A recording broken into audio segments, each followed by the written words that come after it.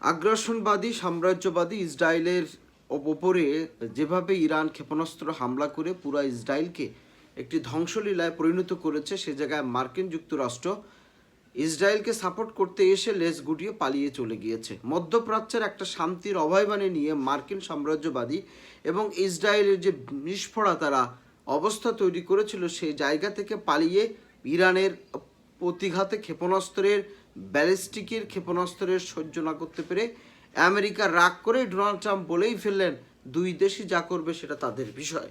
অর্থাৎ এখানে মার্কিন প্রেসিডেন্ট ডোনাল্ড ট্রাম্প তিনি অসহায়ত্ব অপ্রদর্শন করেছেন। আমেরিকা বুঝতে পারেনি যে ইসরায়েলকে সমর্থন করার কারণে দেশের বাইরে এবং দেশে তার এত বড় ক্ষতি হয়ে যাবে, সেটা সে বুঝতে পারেনি। মার্কিন যুক্তরাষ্ট্র এবং ইসরায়েলের যে প্রোপাগান্ডাস বা যে ধরনের অভয় নিয়ে ইরানের উপর হামলা করেছিল, যে ক্ষেপণাস্ত্র যুদ্ধের বা ক্ষেপণাস্ত্র পারমাণবিক অস্ত্র তৈরির নাম নিয়ে, সেটা ইরান সম্পূর্ণরূপে ব্যর্থ করে দিয়েছে। এবং ইরানের সাথে চীন এবং রাশিয়া যে কানেক্টিভিটি যখনই শুরু হয়েছে, মার্কিন যুক্তরাষ্ট্রের প্রধানমন্ত্রী বা মার্কিন যুক্তরাষ্ট্রের প্রেসিডেন্ট ডোনাল্ড ট্রাম্প তিনি বললেন যুদ্ধবিরতি। কি আছে এই যুদ্ধবিরতিতে?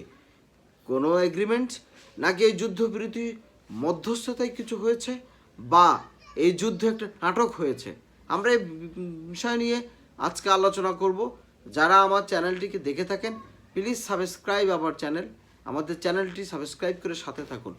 মার্কিন যুক্তরাষ্ট্রের যে ইচ্ছা বা আকাঙ্ক্ষা ছিল যে ইরানকে ধ্বংস করে দিবে, ইরানের এই হাজার বছরের ঐতিহ্য এবং জ্ঞান বিজ্ঞানের কাছে তারা সম্পূর্ণ হেরে গিয়েছে।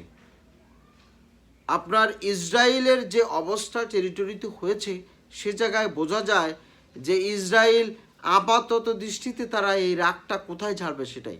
এখন কি ইসরায়েল পাকিস্তানের উপরে হামলা করবে, নাকি পাকিস্তানের উপরে অন্য কোনো দেশ দিয়েই ইসরায়েল মূলত প্রক্সি যুদ্ধ করবে, এটা নিয়ে আজকে বিস্তারিত আলোচনা করব।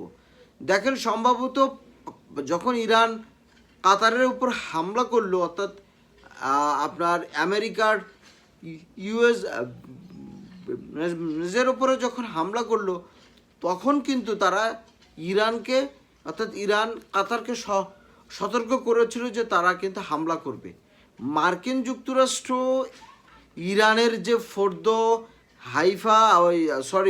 ফোর্দো এবং ইস্ফান সহ অন্য যে পারমাণবিক কেন্দ্রে যে হামলা চালিয়েছে, যে কয়েকটি বোমা, ঠিক সেই কয়েকটি মিসাইল দিয়ে কিন্তু